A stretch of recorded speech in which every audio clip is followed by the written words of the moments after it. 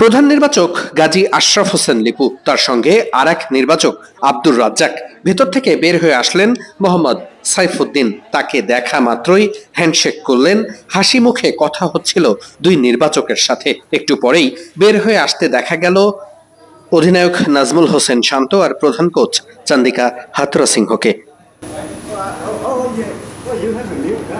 Minute খানিক আগেই সেখানে বের হয়ে এসেছেন সৌম্য সরকারও। এই গল্পগুলো কেন আলাদা করে বলছি, তার নির্দিষ্ট একটা কারণ আছে অবশ্যই।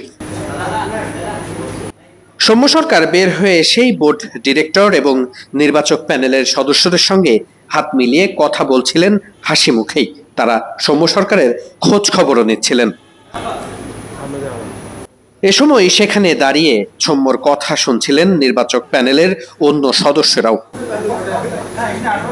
খেলা শেষ হওয়ার নির্দিষ্ট সময় পরেই দলের বেশিরভাগ ক্রিকেটার এবং কোচিং প্যানেলের সদস্যরা টিম বাসে করে স্টেডিয়াম ছেড়েছেন, কিন্তু সেখানে অনুপস্থিত ছিল প্রধান কোচ চান্দিকা হাথুরুসিংহে, অধিনায়ক নাজমুল হোসেন শান্ত, মোহাম্মদ সাইফুদ্দিন, সৌম্য সরকাররা।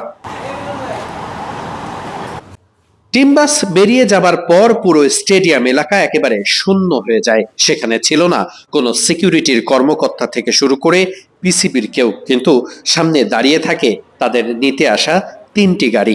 তখনই বোঝা যাচ্ছিল না ভেতরে আসলে কারা অপেক্ষায় রয়েছেন। তবে জানা গেল পরবর্তীতে তিন নির্বাচক প্যানেল, কোচ এবং অধিনায়ক তারা উপরেই মিটিংয়ে বসেছেন, যেটার প্রমাণ মিলেছে কিছু সময় পরেই। প্রধান নির্বাচক গাজী আশরাফ হোসেন লিপু, হান্নান সরকার এবং আব্দুর রাজ্জাক, এই তিনজন বের হয়ে আসেন একসাথেই।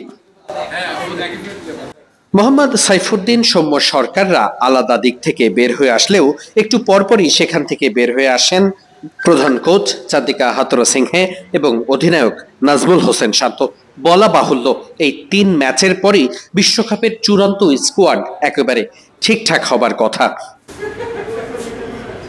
চট্টগ্রামের জহুর আহমেদ চৌধুরী স্টেডিয়ামে তৃতীয় টি-20 হওয়ার পরেই টিম ম্যানেজমেন্টের অতি গুরুত্বপূর্ণ সদস্যদের সবথেকে বড় অংশ, তিন নির্বাচক প্যানেলের সদস্য অধিনায়ক নাজমুল হোসেন শান্ত এবং কোচ চান্দিকা হাথুরুসিংহে, এই বিশেষ বৈঠকেই হয়তোবা বিশ্বকাপের স্কোয়াডটা চূড়ান্ত হয়ে গেছে। ঢাকা পর্বে সাকিব আল হাসান, মুস্তাফিজুর রহমানরা ফিরছেন নিশ্চিত করেই স্কোয়াডের বাকি সম্ভাব্য সদস্যরাই হতে যাচ্ছেন বিশ্বকাপ স্কোয়াডের সদস্য।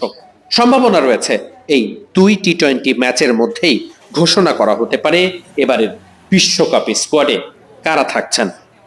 চট্টগ্রামের জহুর আহমেদ চৌধুরী স্টেডিয়াম থেকে ওয়াহিদ মুরাদ, মিডফিল্ড।